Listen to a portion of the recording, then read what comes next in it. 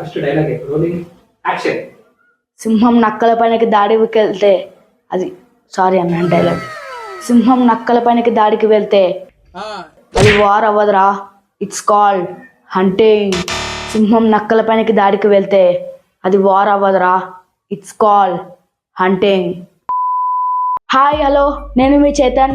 నేను మళ్ళీ డాకు మహారాజ్ మూవీ రివ్యూతో మేము ముందుకు వచ్చేసాను. ముందుగా మూవీ రివ్యూ గురించి చెప్పే ముందు ఇంకా మా ఛానల్ ట్రై వెబ్స్ మీడియా ఇంకా ఎవరైనా సబ్స్క్రైబ్ చేయని వాళ్ళు ఉంటే subscribe the channel. Balayya Babu గారి డాకు మహారాజ్ మూవీతో ప్రతి ఒక్క ఫ్యాన్కి సంక్రాంతి సంబరాలు మొదలైనట్టే.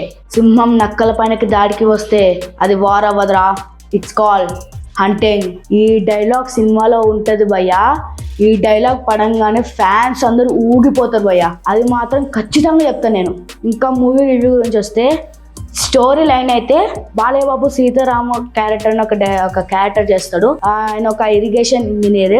ఒక గ్రామానికి నీళ్లు ప్రాబ్లం ఉంటే గ్రామం ప్రాబ్లం సాల్వ్ చేసే క్రమంలో బాలయ్య బాబు గారు డాకు మహారాజ్ గా ఎలా మారుతారు, డాకు మహారాజ్ నుంచి నానాజీగా ఎలా మారుతారు అనేది స్టోరీ. ఈ సినిమాలో బాబీ డియోల్ వాళ్ళు మన గ్రనేడ్స్ మాఫియా అడ్డు పెట్టుకొని డ్రగ్స్ అప్లై చేస్తూ ఉంటారు. ఇది స్టోరీ. మూవీ హైలైట్స్ గురించి వస్తే మాత్రం ప్రతి 10 minutes ఒక హైలైట్ సీన్ ఉంది భయ. ప్రతి 10 minutes కి ఫ్యాన్స్ అందరూ బాగా ఎంజాయ్ చేస్తారు థియేటర్ లో. ప్రతి ఫైట్ సీన్ కానీ ప్రతి యాక్షన్ సీన్ కానీ చాలా ఎక్సలెంట్ ఉన్నాయి. అలాగే తమన్ బీజం కూడా ఫైట్స్ కానీ సాంగ్స్ కానీ అన్ని ఎక్స్ట్రాడినరీగా కొట్టాడు. బాలయ్య బాబు గారు ఈ సినిమాలో సీతారామం అనే క్యారెక్టర్ చేస్తారు. ఆ క్యారెక్టర్ ఇరిగేషన్ ఇంజనీరింగ్ అనే వర్క్ ఉంటుంది.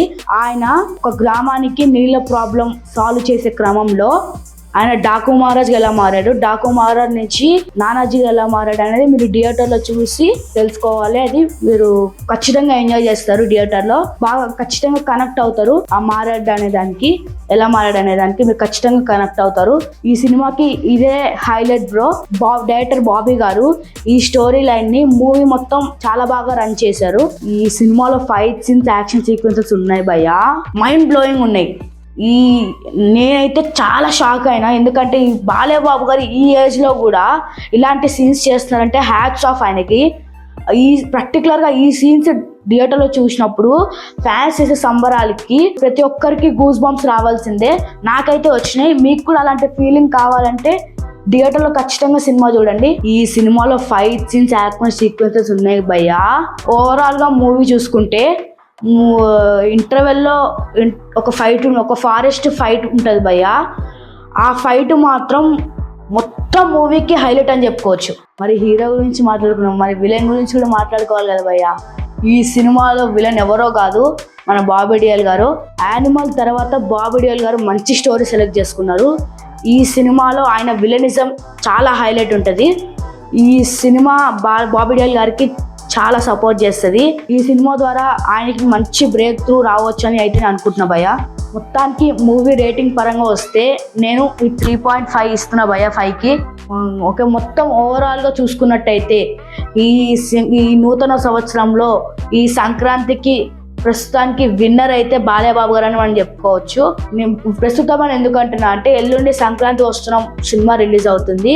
సినిమా ఎలా ఉందో మనకు తెలీదు. ఆ సినిమా కూడా నేను చూసి రివ్యూ చెప్తాను. Stay tune to try webs media. ఇంకా ఎవరైనా మా ఛానల్ సబ్స్క్రైబ్ చేయని వాళ్ళు ఉంటే please subscribe the channel. This is Chetan signing of.